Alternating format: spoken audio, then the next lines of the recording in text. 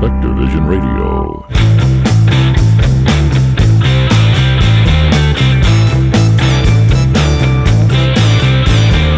This week on WASTOIDS TV, join Canadian musician and artist Sook-Yin Lee. And it's a real confusing thing trying to find love in this world. And get a first look at her new film, Paying for It, based on a graphic novel by her ex-boyfriend, alt cartoonist Chester Brown. And her time as a 90s music VJ. Just sit back, relax, enjoy the show, and ride the waves to their demise. The whole revolution of making art with your own tools is really so accessible these days. Canadian director and former MuchMusic VJ Sook-Yin Lee lives the art life. As a musician and filmmaker, she wears her heart on her sleeve with DIY productions. Her new film, Paying for It, spins a personal yarn. How did she recapture the spirit of 90s Toronto's alternative heyday on a shoestring budget? She joins us to discuss. All the digital industries, like I make movies, and all the producers who were a generation before me, they all have like two homes, one in the city, one in the country. Right. And current day feature filmmakers are just like problem solving their asses off and like delivering stuff and putting their own money back in projects. I mean, I do think that a lot of people have a really nuanced and sophisticated understanding of media and sound these days. At the same time, when you have these tools, there's just lots of stuff. Right. But that's always been the case, except there's just even more because it's easier to make. Right. So you kind of have to really search. You know, back in the day when I was growing up, you had to search for cool stuff. And given how much stuff there is out there, you kind of have to go search for it again. You got to go digging. Right. Quit talking about stuff and start making it again. Well, I appreciate you taking the time, and thank you for sending the screener link over for Paying for It. What a one-of-a-kind movie. Congratulations. Thank you so much. I'm really excited to be bringing it to the States. Yeah. About a year ago, it premiered at the Toronto International Film Festival, and it hit a ton of festivals. The old structures are falling away, and you have to give rise to new ways of doing things. So basically, my movie is an independent film. It's a total handmade film. You know, it's not a big budget movie at all. But I had been noticing a lot of really wonderful independent micro movies that were tearing a page from the model of a touring musician. And I'd go to these screenings, and there were people like packing theaters, and you know, the filmmakers were like doing the old rock and roll style of like postering, handing out flyers, and the buzz was incredible. So it becomes a real event, and people are willing to come out for a happening. Yeah. And so that has kicked ass. Like in Toronto, normally a movie, like even a big budget movie, will be there and gone in a couple of days, whereas ours was held over for almost 6 weeks. Yeah. And That's so amazing. I know, it was so cool. And then I brought it over to Germany and Buenos Aires, and I hit a few festivals in Austin, Texas, and Seattle. And then we finally got an American distributor, and they're putting it out at the end of January. So it's going to be really cool. You kind of demonstrate a remarkably light touch in terms of like how the film feels. I felt like you really seem to have an implicit trust for the viewer to untangle this stuff for themselves. On top of that, it's a very funny film. It's like very funny, you know, which I thought, of course, you know, I went into it not being sure exactly what tone it would take, but in addition to some really heartbreaking moments and some, you know, kind of intentionally thorny or complex, you know, scenes, there was also just a lot of stuff that really made me laugh. But it, like that thing about, like, I really felt that the trust for the viewer was something that struck me as like remarkable. Well, hey, yeah, we're all people. We all experience life, and life is deeply confusing, and we're trying our best, all of us. Yeah. You know, so I should tell probably because a lot of people don't know what it is. So yeah. Chester Brown is sort of one of the godfathers of underground comics. He made a graphic novel called Paying for It. It was a memoir about the period of his life when we used to be a couple back in the day, and like so many people from the West Coast, everybody was swinging when we were younger. Everyone had an open relationship. I hear it's come back again. It's quite, back in vogue. But yeah, so I had this idea because I don't know. I started to develop crushes on people, but I still deeply love Chester.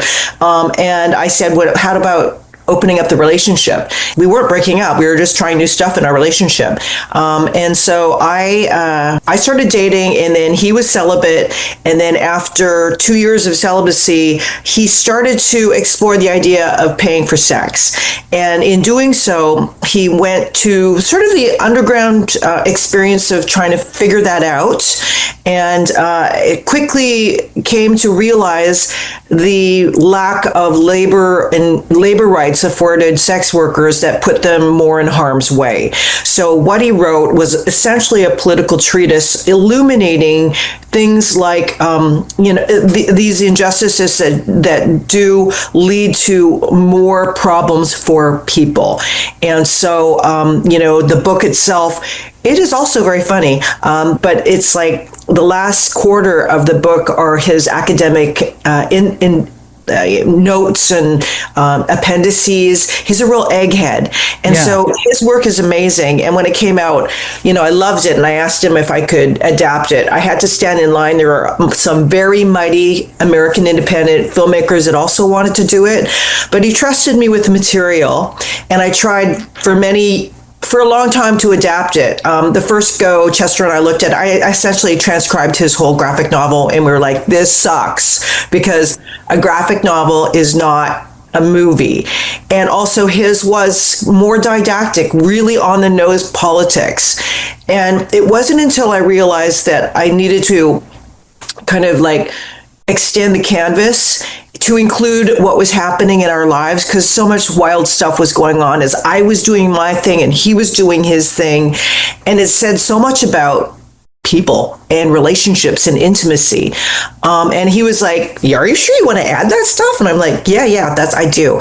And as soon as that happened, then the movie started to come together. But I'm not really interested in, I didn't want to do something that was didactic. I wanted to be able to put many different perspectives there and let people sit with it, and they might like it, they might agree, they may disagree, and hopefully it sparks a conversation. I tell love stories. This is my third feature film, and I somehow tell love stories because it's a conundrum. It's a real confusing thing trying to find love in this world. So, and I've already I did a couple movies with American filmmaker John Cameron Mitchell, Short Bus and Hedwig and the Angry Inch. And he really taught me about hitting the heart, head, and funny bone. I think that the humor helps the medicine go down. Yeah. On the visual side, you mentioned that this was a community-created film and that it was something that you had to do pretty damn bootstrappy. Like there wasn't a lot of, funding, and there wasn't a lot of production assistance. But one of the things that I thought was really incredible was the way you really captured that 90s feel in a way that I think felt really authentic. But I'm curious about what kind of challenges that presented. Yeah, I love film because it's called mise en scène. Everything in the frame counts, including the acting, what they're wearing, what it sounds like, where the scene takes place, how the camera moves. Everything is so important. And so, the movie was shot in my home.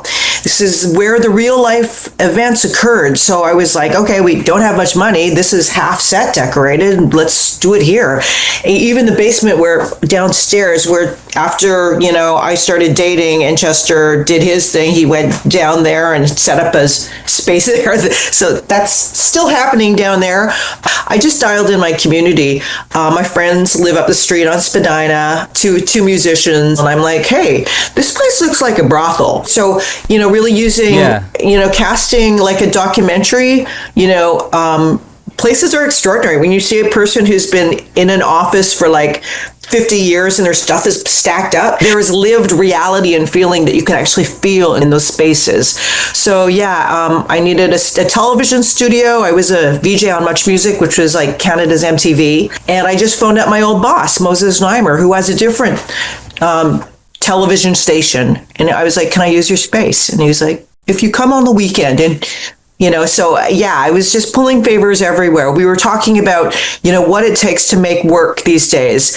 And it really takes a lot of hustle. And because I was reared as a musician, I understand that. So I was doing all kinds of things that my producers were like, what? We had 19 days to shoot this, and then went over to Chester's house and shot all that opening sequence of him drawing and placing things. And like there are a couple shots in the movie that are actually from his working space. So yeah, sort of mixing all those elements up. I call her Sunny, not Sook-Yin, because, I took some liberties with the character. Real life is not a movie. I wanted to make a movie with characters who change and so forth. And so I derive much of the inspiration from my own life, but I also sort of fudge things. So it's, my friend calls it a double act of portraiture. I really try to adapt Chester's understanding of himself in his memoir. And so I call him Chester, but for me, I call her Sunny. All of the actors who play sex workers in the movie they're like artists who are musicians, performance artists, comedians, political activists. Many of them do not have, are not actors. So there are some of them who are professional actors. Some of them are filmmakers who deal with sex work in their own movies. All of them have a nuanced understanding of sex work. It was really crucial for me to find actors who understand through experience. And so, yeah, they're terrific. That's awesome. I loved the scenes where Sunny is at MuchMusic, as I think how it's referred to, which obviously is sort of a stand-in for your time with MuchMusic, because it's not the biggest part of the film, right? It's like not all the scenes are taking place there, but there are scenes. Kind of took me right back to that moment in music television, which was unscripted, was you thinking completely on your feet. I mean, it seems like that must have been an absolute trip. Even making this movie, you didn't know what you were going to make. I'm sure on some days on MuchMusic, you didn't know what you were going to make. Yeah, no, there were hours to fill. So it was my first sort of legit job. I moved from Vancouver to Toronto to do it because Moses, my boss, had seen some of my work in short films and stuff. And I was like, I took on the job because I wanted to see what I could do in terms of a performance artist to do weird stuff. And so, he was like, yep, it's totally live and unscripted, do whatever you want. So I jumped at the opportunity and it was super fun. Like, just people still stop me, and it's been years ago, and they'll be like, do you remember the time you showed us how to relieve trapped gas by putting your bum in the air and hot air rises? It works. Or, I'd have a slow zoom into my armpit. Or one time I pretended I was dead on the street to see what would happen on the streets of Toronto. And they were shooting me from across the street on one of their sort of eye in the sky cameras. And people just like walked over me. And plus I was kind of like there for the year punk broke, when all these incredible alternative bands were there. So had a real great education. It was a lot of play for me. So revisiting that, it was very interesting. Going back to that place, it was funny because many of my crew are Gen Z, some of whom don't know MuchMusic, don't understand what MTV was.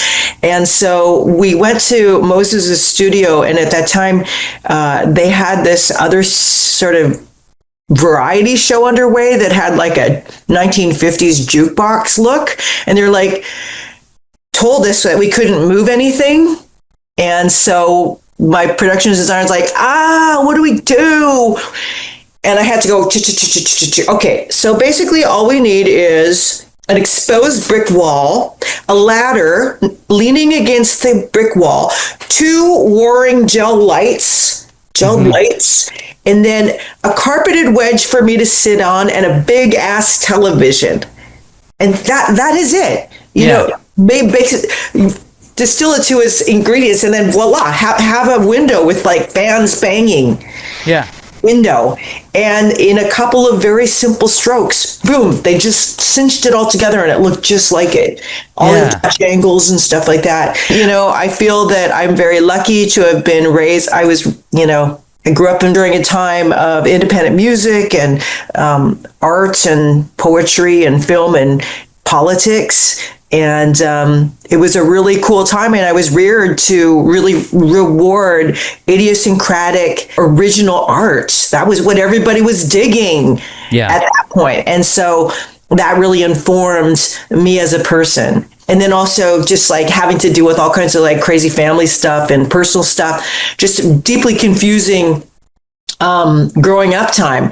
But it equipped me with so much in terms of aesthetic approach to art, meaningfulness and voice and responsibility in art. And so, bringing all that to MuchMusic was super fun. It was ridiculous just to take it as some weird experiment, live experiment you were doing, taking that attitude and bringing that to stuffy CBC up the street later when I got the job there, and then imbuing my work with that kind of fun stuff. But also, like John says, hitting the hard head and funny bone. Yeah, I mean, that's a very good formula right there. If you're thinking about it, like, are you hitting these three things? Because if you are, you're probably onto something, at least something that's going to resonate on a human level. It's funny because obviously with like MuchMusic, you were introducing audiences to groups, Beck, Radiohead, Nine Inch Nails, some of these huge artists. You're introducing a general audience to this like underground music as it's moving into the mainstream. I'm curious what MuchMusic VJs, what kind of relationship you guys had to MTV as an institution. MTV sort of being the blueprint for music television.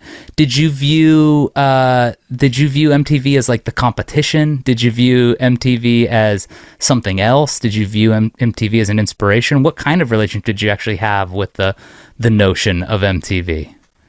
Yeah, I mean, I'm kind of a feral person. So even when I got the job, I didn't really know much about MuchMusic. And I just had this disembodied voice of Moses challenging me to make something. Yeah. And he's like, I'm sending a camera operator to your place. Do what you want for 10 minutes. I'm like, who the fuck is this? Okay. Yeah. And, I'd basically been squatting on one of the islands off the West Coast with my girlfriends for the summer, running around shooting a Winchester rifle, wearing wigs and guns. So I had all these crazy characters and went through these characters and just like had this edit in my head and then sent it off. And then I got the job. So I was like, oh, okay, well, Moses, if you're looking for a model, clearly I'm not that. And I can't say somebody else's words. I can't be scripted. And he's like, perfect. That's exactly what I want. So he was a real radical person. He was really about breaking the fourth wall. He loved Marshall McLuhan, the idea of the medium is the message, a real innovator. And he hated ratings. He wasn't a bean counter. He didn't care about those things. He was like, okay, even if you stink on TV, people will stick with you. If you drown, they'll be back the next day. And as they see you grow, they'll become endeared to you. These are radical, wonderful ideas. Yeah. And we see this proliferate on the internet now with many different people. But back then, it was like, a couple channels. So with MTV, I didn't really think about it still because I retained my ferality. But I did know that when bands would come to MuchMusic, they were like, oh my God, this is so much better than MTV, because there was that unscripted wildness. Yeah. I think it's much more scripting and much more commodification within MTV. It was still very exciting, but I think because we didn't have very much money, they were like, turn on the camera, go. See what happens.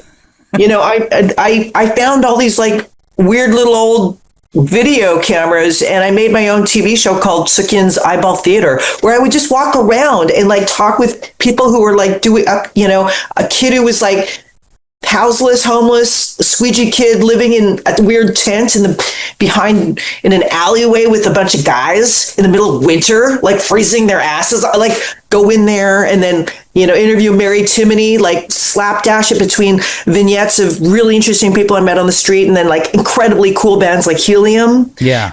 Like a normal, doing that. And then I was like, I made this thing. They're like, okay, just put it on. They didn't even watch it. They're like, okay. So it was like, really renegade and hilarious, but also people loved it. Like in Canada, that building was wired for sound and picture. Kids would just come down every day and just kind of like hang out with us. We'd open the window and like hang out with Mary, the hot dog lady. So there was a real loose feeling to it. And I think that, we played music videos and MTV kind of, as it progressed, had fewer and fewer music videos. That's right. And more lifestyle teen stuff and like reality shows. Whereas MuchMusic during my time, I had a very wonderful time to be there. I feel like I was Gen 2 MuchMusic, and that was the best time. Yeah. First time was interesting, it was groundbreaking, but it was kind of very hedonistic and kind of cocaine world. And then in my period, it was just like there's great music and still dovetailing with the movements that were happening in art and culture at that time, and it supporting one another. Yeah, that was really a great time. That's perfect. Sook-Yin, thank you so much for taking the time to chat with me about this movie. It was a great watch, and something that I'll be thinking about for days and days to come, which is usually the mark of a good film. So I appreciate you taking the time to chat about it with us. I really appreciate it too, because like people don't know me so much. Some people know Chester, and I really want Americans to see this movie because it's a salve and a heart hug for so many people who are having a difficult time at this juncture in our history. I'm so glad that you made this film and that this unusual thing exists now, and so thank you. Super cool. So good. I think I'm falling in love with someone else. What do you want to do? I guess I'm just asking for your permission to see where this goes. We haven't had sex in so long, my birth control expired. I don't feel bad. It's what Sonny wants, and I'm willing to go along with it. Wait till she starts having sex, then your jealousy will really set in. You're not exactly social. What will you do to compete? Well, it's not a competition. You could hire a prostitute. Is this your first time? This is about what you want. I want to have vaginal intercourse with you. Okay. You look happy. I just saw a prostitute. That's my real name. Chester Brown. There is no way I am paying for sex. The disease factor alone is too scary. Yes, plus you're too cheap. Romantic love is bullshit, and I'm not wasting any more time chasing it. No kissing on the mouth, no digging for gold, no dining at the Y, no water sports, no body slides, no hugging, and we use condoms for everything, including blowjobs. Agreed. Is this too much? It looks like I have a vagina on my face. Jealousy isn't natural. It's learned behavior. What if it was just you and me? That would be complicated. You're not a cop, are you? Are you a cop? No.